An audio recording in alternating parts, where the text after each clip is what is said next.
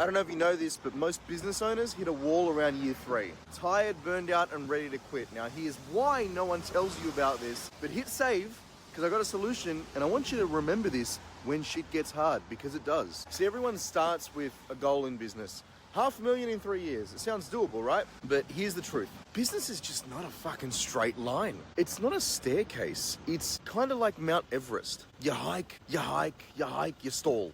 And then sometimes you go backwards before you can go back up again. And by year 3, most business owners aren't failing necessarily, but they are fucking exhausted, overwhelmed, running on fumes.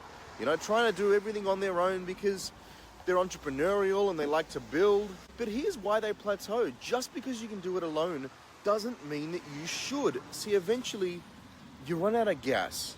And when the fuel runs dry, so does the passion. So what's the answer here? Well, delayed gratification. Sure, everyone talks about that. And that is really, really important. But more important, support, leverage, systems, someone to help you carry the weight so you don't tap out before you win the belt. See, here's the thing. When you're in a position where you're only relying on yourself and your own mentals, it gets tough. And help is not always expensive.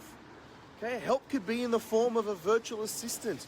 You can jump on Upwork.com today and hire people that you could delegate tasks to for less than $8 US an hour so that you can free up your time to spend your time on stuff that actually helps you make more money. See, as I said, people get to year 3 and they haven't necessarily met their revenue goals. That's not often what kicks them in the ass and forces them to stop. Delayed gratification is important, but what actually screws everyone over is the fact that they continue to convince themselves that if they just put in more hours and if they just do more work and if they put it all on their own shoulders like they're fucking Superman, then it's all gonna work out.